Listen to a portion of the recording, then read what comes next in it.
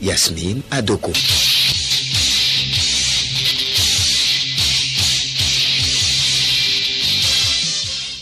Madame, Monsieur, bonjour.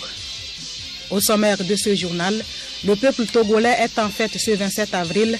Un impressionnant défilé militaire et civil vient de s'achever. C'est le clou des manifestations marquant la célébration des 59 ans de notre indépendance.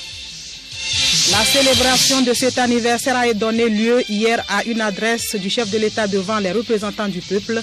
Dans son message sur l'état de la nation, Faure Sozimna Nyazingbe a annoncé d'importantes mesures à suivre tout à l'heure.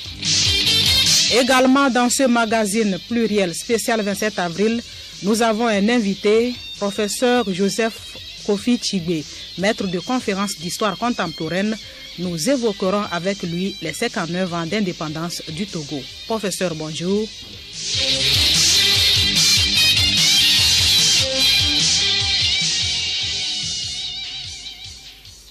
Bienvenue à tous.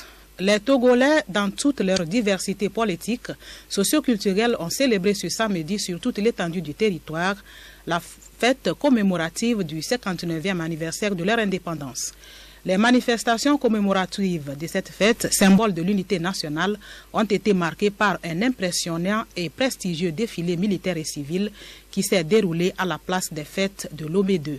Les moments forts du défilé militaire et paramilitaire avec Renaud Aziabor, Milek Agbokou, Gillette Kamde. Le chef de l'État, Faure Sozimna Nyazingbe, est arrivé sur les lieux du défilé peu après 8h30 à bord de son car de commandement. S'en sont suivis l'exécution de l'hymne national, les honneurs militaires et prestations de diverses chorales. Puis démarre le défilé après que le chef d'État, chef des armées, ait donné l'autorisation officielle.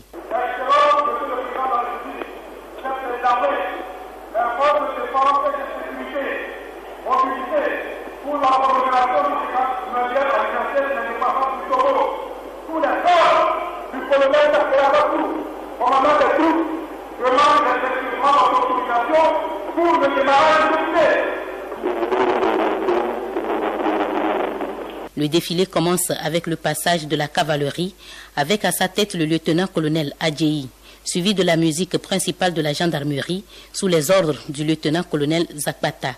Cette musique qui va se mettre en place pour accompagner tour à tour les troupes de l'EFOFAT, l'école de formation des officiers des forces armées togolaises, conduite par le lieutenant-colonel Banakinao. Les salles, l'école des services de santé des armées de Lomé avec le lieutenant-colonel Agba, le collège militaire Eyadema de Chichao avec le chef de bataillon Bakawi.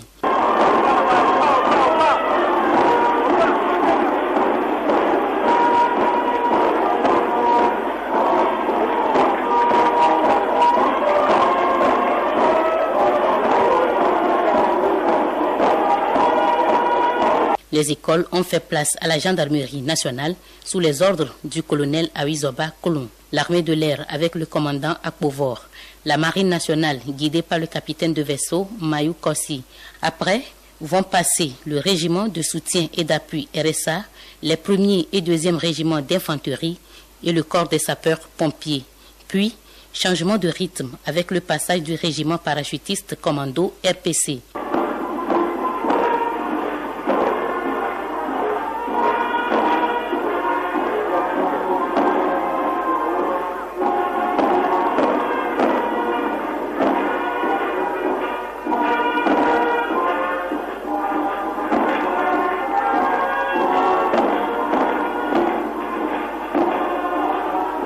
Cette troupe, communément appelée Béret Rouge, était sous la conduite du commandant Alahare Dimini.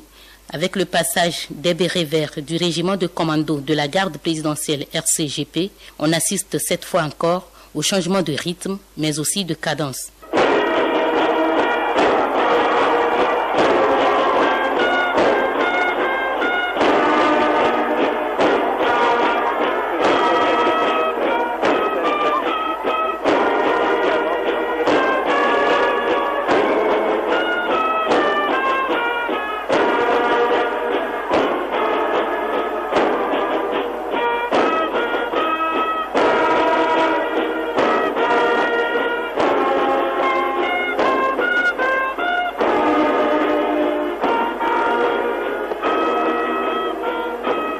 Les bérets verts étaient sous la houlette du colonel Dolama Malana. Après leur passage, la musique du RSA va se mettre en place pour accompagner le défilé paramilitaire. La police nationale, avec le commissaire divisionnaire Bamazi et son nana, débute le défilé paramilitaire. Le commissariat des douanes et impôts indirects, les eaux et forêts, l'administration pénitentiaire, puis les anciens combattants vont précéder les troupes motorisées.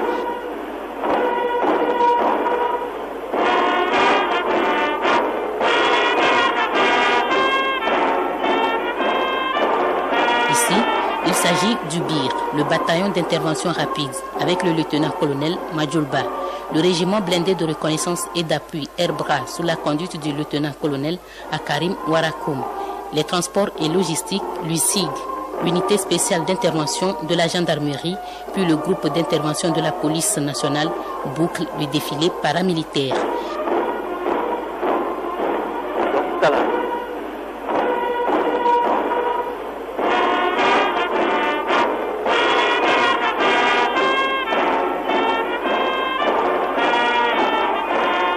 Juste après le défilé militaire, le défilé civil a démarré au Detquira.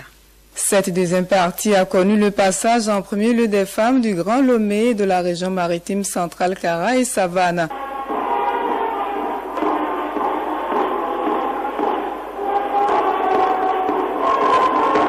Les écoles ont suivi d'abord l'École nationale d'administration ENA et l'IAI Togo.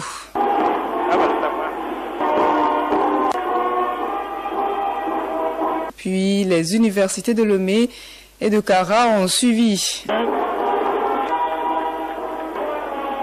Et enfin, l'École nationale des auxiliaires médicaux de Lomé, le lycée de 2 février, le CG d'Adétikopé. Les scouts, les différents sports, l'escrime, la boxe, le judo et le volleyball ont aussi défilé.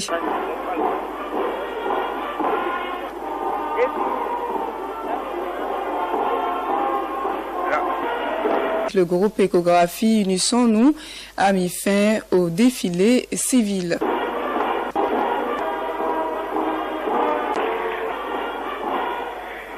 Le défilé du 27 avril s'est achevé avec le passage des différents groupes folkloriques. Bénédicte Kanda, Marie-Claire Pagnon. Ces différents groupes folkloriques, notamment le groupe Badja de Lanta dans la Kouza, Komposiak de Lolokou dans le Tone, Ketawa d'Akebu, Adjobo de Djaglé, Atimefu d'Agwenivé et So de la Kouza ont démontré à travers des chants et danses au rythme des instruments traditionnels de musique toute la richesse de la culture togolaise.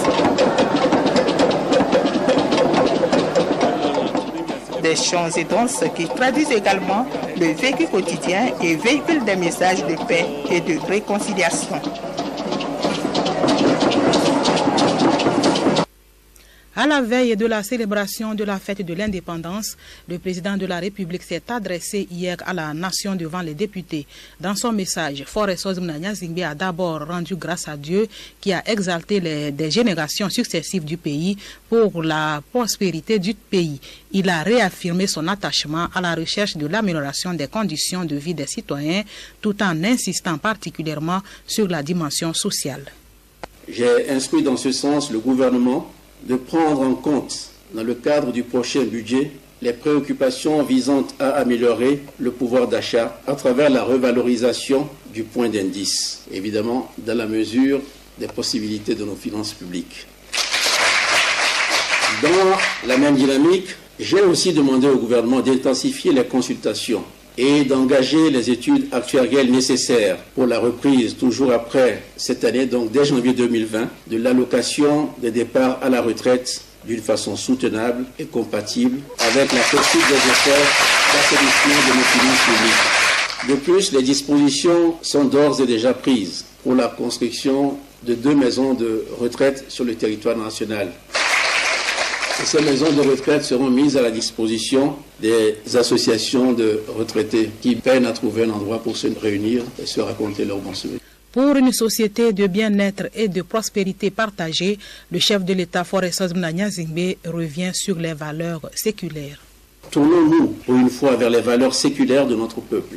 la foi, le courage, le sens du sacrifice. Ces trois mots gravés dans la pierre du monument de l'indépendance est célébré dans nos traditions partout dans notre pays. Notre marche vers le progrès s'affermira par la préservation de nos acquis et l'ouverture de nouvelles voies également pavées de réussite graduelle.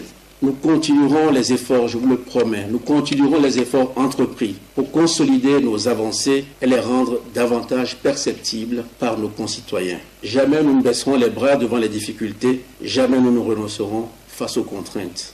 Nous ne ferons pas de miracle soudain, on ne va pas changer le pays du jour au lendemain, mais nous ne ferons pas de prodiges éphémères. Tous nos progrès seront durables et pérennes.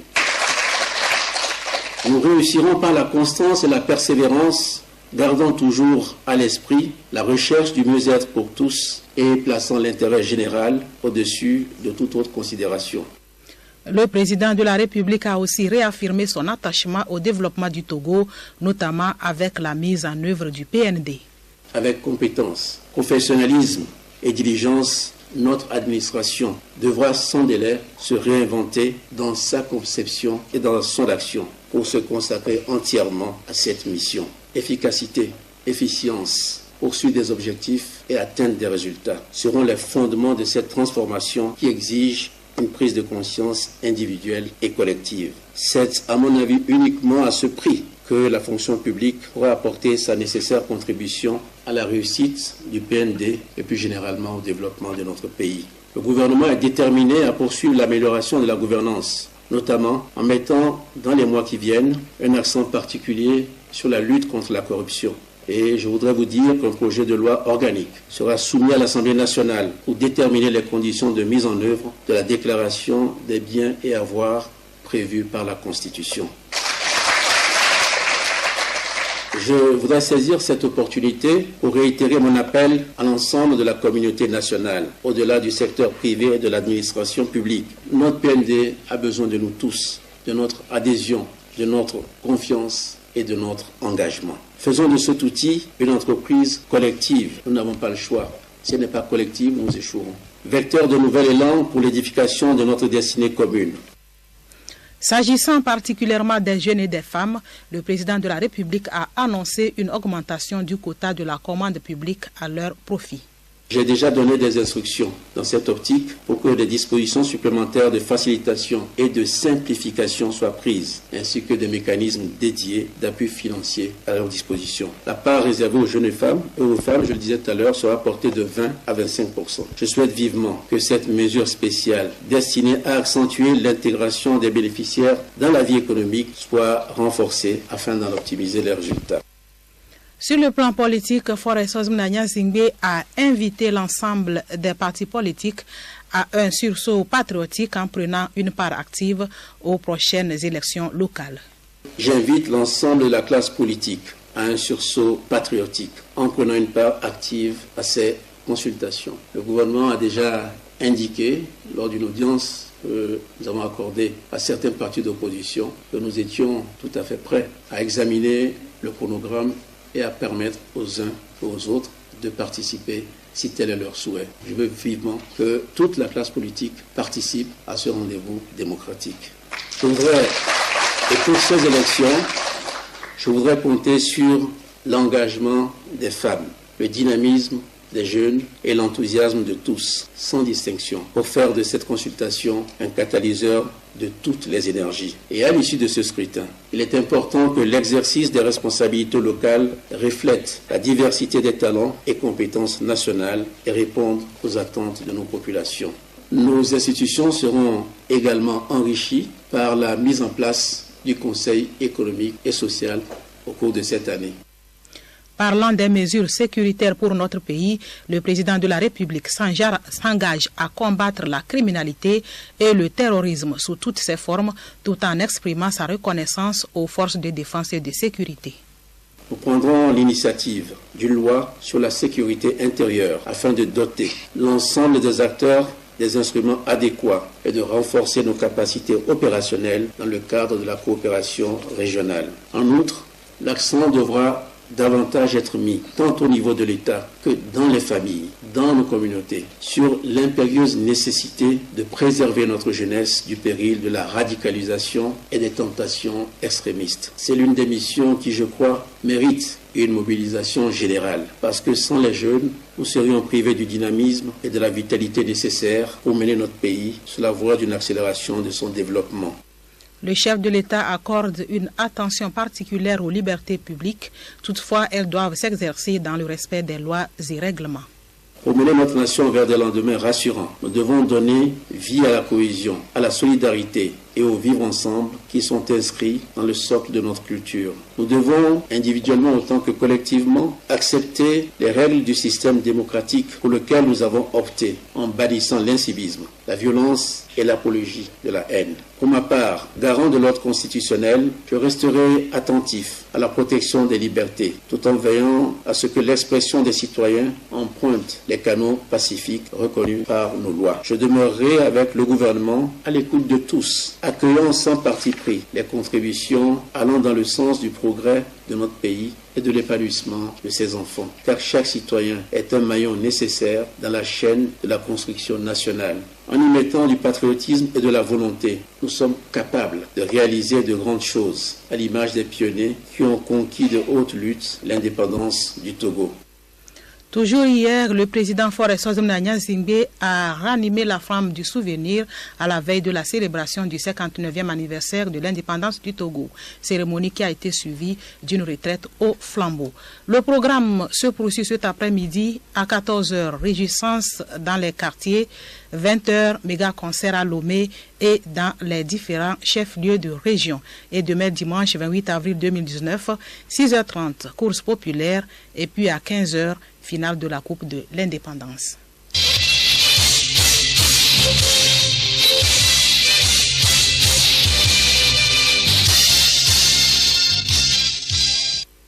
Invité du journal à présent, nous recevons aujourd'hui professeur Joseph Kofi Tigbe, maître de conférences d'histoire contemporaine, enseignant-chercheur, directeur du Centre des œuvres universitaires de Lomé. Professeur, bonjour. Bonjour, madame. Nous célébrons aujourd'hui l'indépendance de notre pays. 27 avril 1960, 27 avril 2019, 59 ans après l'indépendance du Togo. Votre réaction? Merci, madame. Je vais faire 3 petits commentaires par rapport à ce sujet-là. D'abord, je vais remercier le Dieu Tout-Puissant, celui-là même qui a préservé le Togo depuis 59 ans contre toutes les velléités que d'autres pays ont eu à connaître. Parce que quand nous regardons de part et d'autre du Togo, il y a certains pays qui ont eu ou obtenu l'indépendance au cours de la même période, mais qui ont connu des guerres civiles en leur temps. Donc le Togo n'a pas connu c'est une guerre civile, malgré tous les soubresauts que nous avons connus. Le Dieu Tout-Puissant nous a protégés et je pense qu'il mérite qu'on puisse le remercier pour cela. Ensuite, il faut dire que ce jour est significatif parce que nous sommes en train de commémorer l'indépendance du Togo. Et pour nous historiens, la commémoration est très importante parce que ça permet justement aux populations d'avoir une idée de ce qui s'est passé en son temps. Nous avons aujourd'hui la jeune génération qui ne sait pas forcément ce qui s'est passé à l'époque. Et donc, à l'occasion de ces fêtes de l'indépendance, il nous plaît de rappeler ce qui s'est réellement passé, qui sont ceux-là qui ont bataillé dur, au prix de leur sang parfois, pour que le Togo puisse devenir indépendant.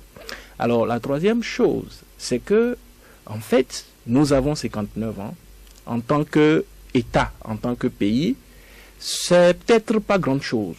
Parce que c'est qu'en 9 ans, 60 ans, on dit à dimension ou à l'échelle d'une vie humaine, c'est beaucoup, c'est l'âge de la maturité. Mais à l'image d'une institution ou d'un État, on peut dire que c'est peu.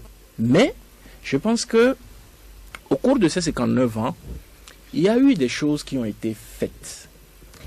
Je peux dire que si on veut s'aventurer sur le terrain d'un bilan, on peut dire que le bilan, il est mitigé. Nous avons connu des réussites, Nous avons connu des échecs aussi, parce qu'il faut avoir le courage de le dire, et nous avons des défis à relever. Pour ce qui concerne les réussites, on peut parler de la dotation du pays de pas mal d'infrastructures, des infrastructures socio-économiques, des infrastructures socio-collectives, des infrastructures éducatives, etc. Parce que quand on compare un peu ce qui est d'actualité en termes d'infrastructures aujourd'hui par rapport à ce que nous avions en 1960, on peut dire que du chemin a été parcouru. Même si, pour parvenir à cette conclusion-là, il faut faire une analyse épicière où on va comparer un peu la population des années 1960 avec le nombre d'infrastructures existantes en faisant le ratio et on le rapportera à ce qui se passe aujourd'hui. Mais reconnaissons quand même que du chemin a été parcouru. Maintenant, pour ce qui concerne les choses qui ont été moins réussies, je pense que un des éléments qu'il faut mentionner avec force, c'est encore la fébrilité de la cohésion sociale. Parce que nous pouvons constater que à ce jour, c'est vrai, on est en train de commémorer l'indépendance, mais on se rend compte que soit il y a un groupe de Togolais qui ne s'est pas joint à la fête, ou alors il y a beaucoup de gens qui sont restés chez eux à la maison pour qui la célébration de l'indépendance ne dit pas forcément grande chose. Et je pense que c'est un défi à relever. Et l'État a tout intérêt à travailler sur ce domaine-là pour que, justement, les prochaines années, que nous puissions aller vers une commémoration inclusive. Et pour ce qui concerne les défis, je pense que ces défis-là, à ce jour, ont pour nom la famine, la maladie, les problèmes éducatifs, les problèmes de la jeunesse. Et je pense que les autorités ont vu juste en prenant la juste mesure de tous ces problèmes-là, en initiant un certain nombre d'initiatives pour pouvoir faire en sorte que les questions de pauvreté extrême puissent être résolues et que le Togolais puisse vivre en toute quiétude cette indépendance-là. Oui, on reviendra sur les défis à relever. Vous avez parlé d'un jour significatif en ce 27 avril. Voulez-vous revenir d'une manière succincte sur les étapes ayant conduit à l'indépendance de notre pays? Alors, disons que déjà pendant la période coloniale allemande, déjà en 1913, les Togolais avaient écrit une pétition pour montrer leur souhait d'être autonomes. Mais progressivement, face au rouleau compresseur de l'administration coloniale, cette volonté-là a été étouffée. Mais à partir de 1945 précisément, il va y avoir une certaine ouverture politique. Parce que lorsque le général de Gaulle a convoqué la conférence de Brazzaville, un certain nombre de dispositions ont été prises pour faciliter l'ouverture dans les colonies, l'ouverture politique dans les colonies. Et donc, à la faveur de cette conférence-là, dans les colonies, il a été autorisé la liberté d'association, la liberté d'expression et même la liberté de manifestation. Et donc, c'est à la faveur de cette ouverture que les Togolais ont cru bon de jeter les bases des premières initiatives allant dans le sens de la création des partis politiques. Donc, nous pouvons dire que avec la naissance, la création des premiers partis politiques, on a assisté à la naissance de la vie politique proprement dite. Nous avions connu dans ces années 46 la création du CUT, le Comité de l'Unité Togolaise, et la création du Parti Togolais du Progrès. Ce sont les deux principaux partis qui vont animer la vie politique, parce que les partis politiques qui vont naître plus tard vont être des adjuvants à ces deux formations politiques. Et ces deux formations politiques avaient une idéologie, enfin, chacune avait une idéologie bien précise. Vous avez le CUT qui incarnait le nationalisme togolais et vous avez le PTP qui incarnait le progressisme. C'est quoi le progressisme? Et je pense que c'est le lieu de lever un coin de voile sur cette formation politique que beaucoup avaient considérée à tort comme n'étant pas intéressés par l'indépendance. Alors, ceux qui sont du PTP voulaient bien évidemment que le Togo aille à l'indépendance. Mais ils ont estimé qu'il ne faut rien brusquer, il faut aller de façon progressive. C'est pour cela qu'on les appelait d'ailleurs les progressistes. Alors, dans les années 50, au début des années 50, le Togo va assister à la naissance de 3 formations politiques. Il va y avoir la Juvento, qui est l'aile jeune du CUT. Donc, la Juvento va se rallier au CUT, naturellement, pour former le bloc nationaliste. Nous avons l'Union des chefs et populations du Nord Togo, du CPN, qui va aussi être créée pour soutenir le PTP. Et en 1954, il va y avoir un parti qui se considérait à l'époque comme charnière, le MPT, le Mouvement populaire togolais, qui se positionnait comme étant parti centriste, même si dans les faits, on s'est rendu compte que le MPT avait beaucoup plus un penchant pour les nationalistes. Donc voilà les 5 formations politiques en réalité qui ont animé la vie politique. Mais ce qu'on peut dire aussi, c'est que de 1946 à 1952, toutes les instances électorales, toutes les échéances électorales qu'il y a eu ont été remportées par les nationalistes, le CUT et la Juvento. Mais de 1952 en 1958, toutes les élections ont été remportées par les progressistes. Et précisons qu'à partir de 1952, précisément, les nationalistes ont soit boycotté les élections ou alors ils ont tenté, ils n'ont pas réussi ou remporté la victoire.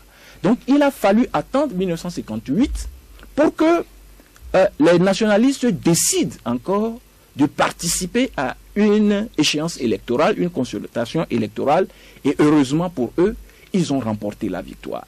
Donc, on peut dire clairement que les étapes ayant conduit à l'accession du Togo à l'indépendance peuvent être considérées à 3 niveaux.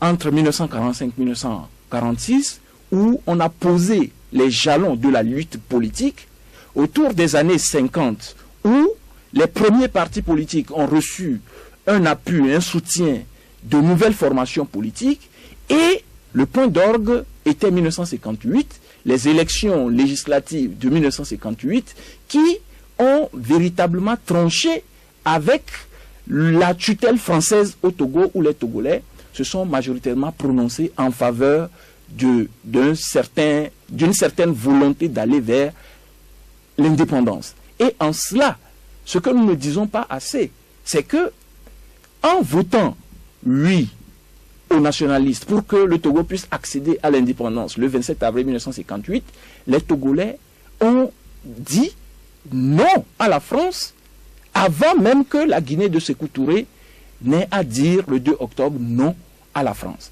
Et je pense que les Togolais ont tout le mérite d'avoir milité en faveur d'une certaine indépendance.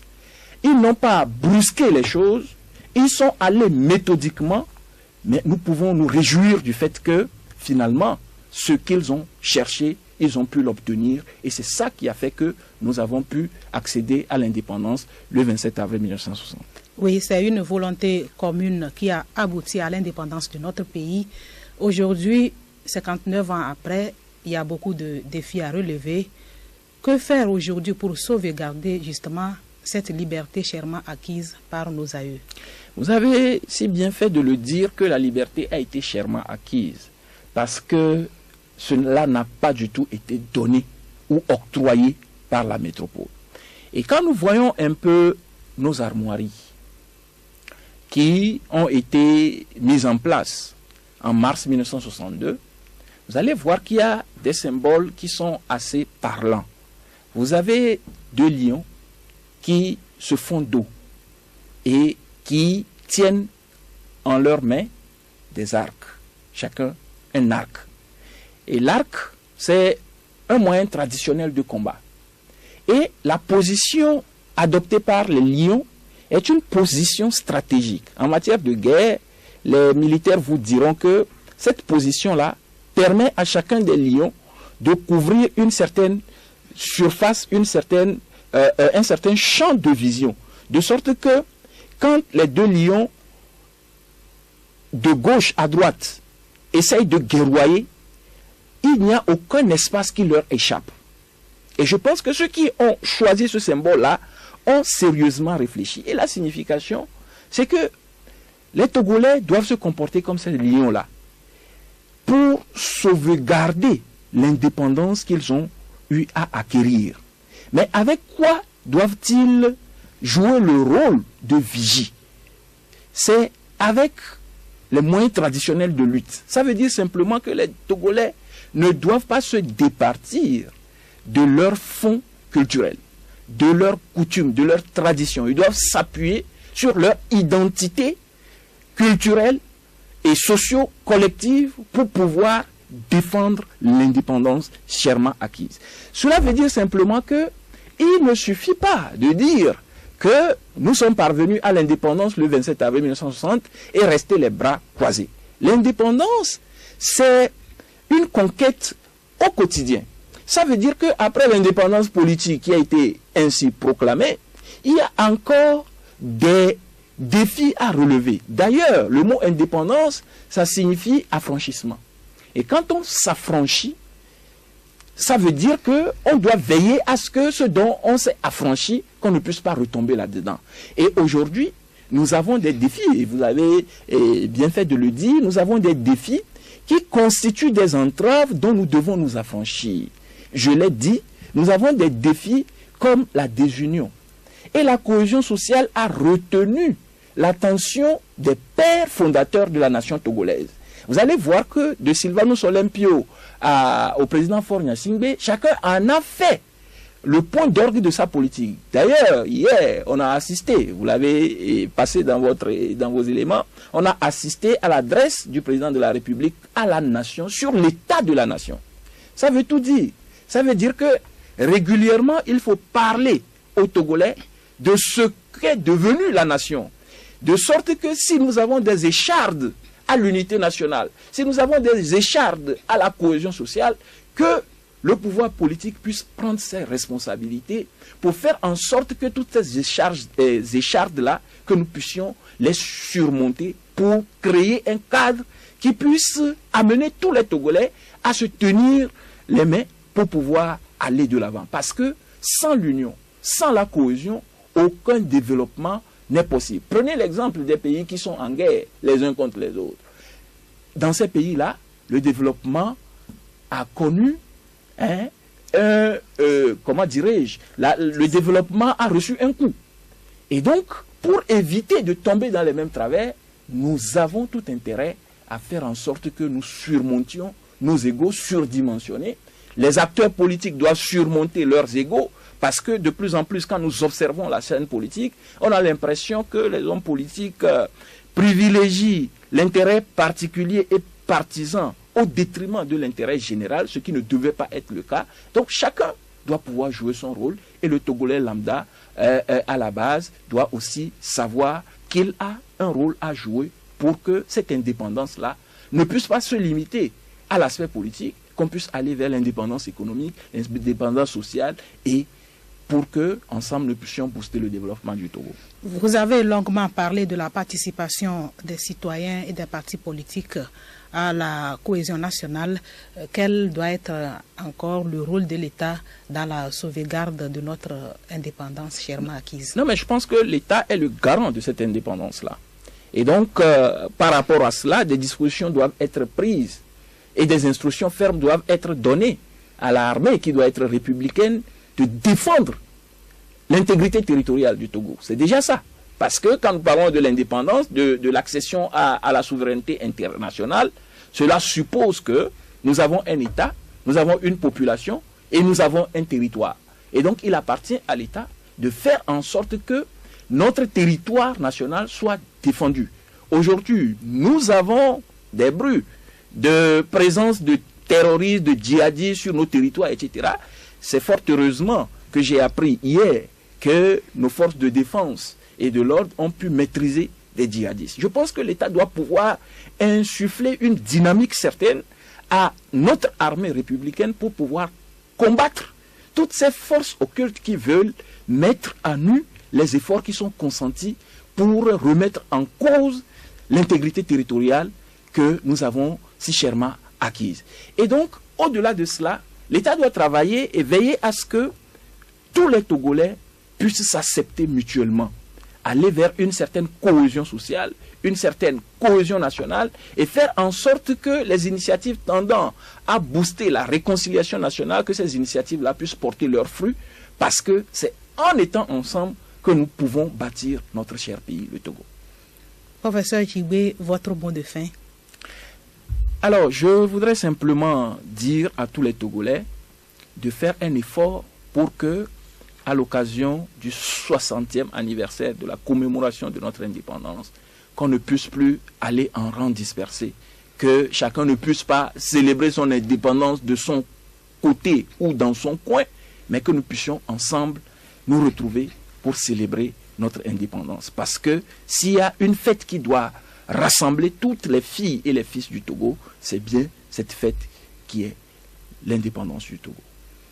Merci, professeur. Je rappelle que nous venons de recevoir professeur Joseph Kofi Tchibé, maître de conférences d'histoire contemporaine, enseignant-chercheur, directeur du Centre des œuvres universitaires de Lomé.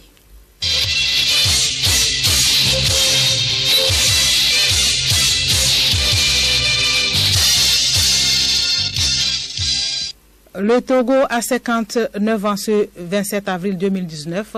Plusieurs activités ont marqué cette célébration. Revue de presse, c'est avec Léontine Atogema. 59e anniversaire de l'indépendance du Togo, d'importantes activités pour marquer l'événement annoncent Soir à les vainqueurs. Des événements pour immortaliser la fête trouvent le dialogue. Plusieurs inaugurations, notamment une usine de fabrication de fer à béton à Kara, cite la dépêche. Le dialogue poursuit relève qu'une usine plastique, une unité de production de jus d'ananas ont également été inaugurées, ainsi que la pose de la première pierre d'une fabrique de vêtements militaires. Parmi les activités inscrites au programme de la célébration du 59e anniversaire, le chef de l'État a aussi lancé les transferts monétaires pour 61 000 ménages à Timbou dans 5AC, ajoute Togo Matin. La lutte contre la pauvreté et le renforcement de la solidarité nationale sont une priorité de l'action gouvernementale, affirme le libéral qui rajoute que le nouveau port de pêche a été également inauguré. Parmi les inaugurations, Chronique de la semaine informe que Fort et Sozimna Nyasingbe rend opérationnel le centre administratif des services de Lomé.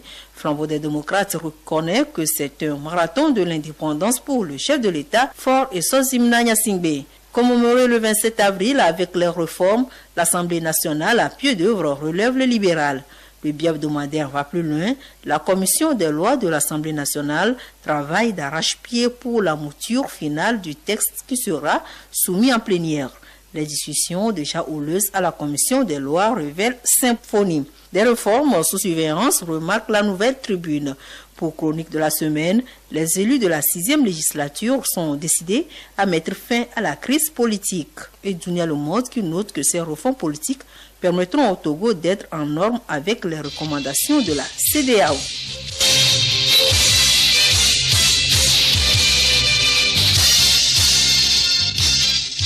Pluriel, le magazine hebdomadaire de Radio Lomé. C'est la fin de ce magazine pluriel. Vous le savez déjà, le peuple togolais est en fête ce 27 avril. Un impressionnant défilé militaire et civil s'est achevé à la place des fêtes de Lomé 2. C'est le clou des manifestations marquant la célébration des 59 ans de notre indépendance. Bonne fête de l'indépendance à tout le peuple togolais en compagnie de la station du plaisir.